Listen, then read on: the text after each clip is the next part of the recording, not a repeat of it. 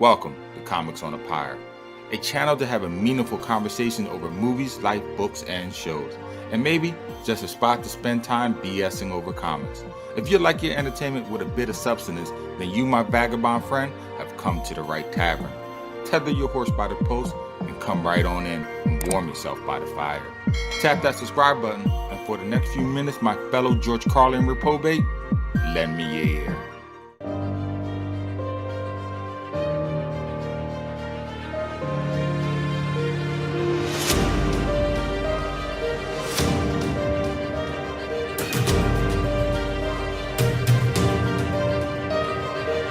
The Amazing Spider-Man issue number 3, published in July of 1963, marks the first appearance of one of Spider-Man's most longest-lasting foes, Dr. Otto Octavius. Now, noting that Oct stands for the number 8, Octopus, an 8 soft-bodied 8-limbed mollusk, octagon, a 8-sided polygon, octuplet, a multiple of 8 related things normally referring to newborn, and my personal favorite, the 10th month of the year. Wait, what? How is it the 10th month if Oct stands for 8? Well, Nove is similar to Nueve, and that's Spanish that means 9, and that's the 11th month? Oh wait, Dec stands for the number 10, but it's the 12th month of the year? Something is not right here. I'll have to get back to this enigma. Anyway, with Otto Octavius' last name, it is a gentle nod to the villainous criminal that he would become. But unlike other criminals in Spider-Man's rogue gallery, Otto didn't start out using his powers for evil, selfish purposes. In fact, the metal appendages that is now permanently fused to his torso manifested in reality as a benevolent apparatus to benefit mankind. Let me explain. Before we know Dr. Otto Octavius as the supervillain that we know him today as, he was once a highly esteemed, brilliant atomic researcher who worked with highly radioactive material. In fact, it was Otto himself that thought of and made the 4 metal tentacles that are now attached to his body. These arms give him superhuman abilities, are mentally controlled, electronically powered, telescoping, and allow prehensile titanium steel tentacles to grasp even the smallest of objects with 3 single-jointed pincers at their end. These 4 metal appendages, along with his own arms and legs, can work independently of each other, thus bestowing him with the nomer of Octopus. In the beginning, he made these non-living limbs to help him with his experiments. As he stood safely behind a plexiglass, he could use the limbs to manipulate dangerous, radioactive substances with no threat to his health. But one day, something beyond Otto's control went horribly wrong. When he was in the lab performing an experiment, the gauges went haywire and an explosion rocked the Atomic Research Center where he worked. Caught up in the blast, the doctor was rendered unconscious. Rescue workers was able to recover his body, but by this time, Otto was exposed to the overwhelming amounts of radiation. It seemed so overwhelming so that the material permanently fused the harness in which the 4 metal limbs were attached to Otto's body. If that was not bad enough, the radiation also caused an uncertain amount of brain damage to Octavius.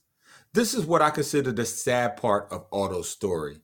With the brain damage, we do not know if the doctor is acting this way because of his newfound powers, or because he wants to, or because of the harm his brain has sustained due to the explosion. He could be a victim to his illness as well as the ones that he has hurt. Either way, when the doctor awakens, he feels as though the hospital that he is housed in is treating him like a prisoner. And so with his newfound abilities, he is able to commandeer the building and place it under his control. No one is able to go nor come without his say-so. Once news of these events hits the public, J. Jonah Jameson sends Parker in to get some pics. Taking this event for a perfect time to don his costume, Spider-Man easily scales the hospital's exterior walls and is up into the building. Once inside, the battle with Otto Octavius does not go the way Spidey expects. In fact, old Webhead is thoroughly trounced and thrown out the window, landing through some tree branches and onto the grassy lawn below. This fight leaves Parker downtrodden, for up until now he has never been beaten so easily and badly. The experience proves more than Parker's fragile ego can bear. It is not until he attends a speech at the university given by the Human Torch that he realizes that it's okay to fall on your face sometimes. The important thing is that you never ever give up. You keep on fighting the good fight. It is now with this new sense of determination that Peter Parker faces Dr. Octopus again. But this time Peter doesn't just charge in all cocky like. Oh no, with his keen mind he develops a plan to even out the odds on old eight-legged limbs. To find out just what I mean, well, you know what to do. You're going to have to read the story for yourself. But before I close out this video, I think there are a few noteworthy events that we learn of in this comic. First, towards the end of their second battle, Peter says something interesting and telling for future encounters. He states that even though Otto Octavius can no longer see him, his other arms are now around me, pulling me towards him with incredible strength. Now, in the future, we learn that the metal arms Dr. Otto Octavius controls can move of their own volition, as if they were their own sentient being, protecting Otto from danger even when he himself is unaware of its presence. Not unlike Spider-Man's spider sense. The next thing to note in this issue is we get the first appearance of Spider-Man's Spidey signal, which is a powerful light emitted from Spider-Man's belt to announce his arrivals to criminals. It also can be used as a light source, allowing him to see in the dark. And another thing, Parker's spider sense. It seems in the early days, it helps him find people like some kind of homing device. As he notes at the end of the comic when he is looking for the Human Torch, I never knew his spider sense could do this. And lastly, I noticed that this is Spider-Man's first full story comic. The other two previous issues were broken up into either chapters or two completely different stories altogether. This issue is one whole complete Spider-Man story with the first supervillain origin contained within, which shows us on not only how the plots are evolving, but on how the comic framework and structure is changing. I guess like all great things, it's a process.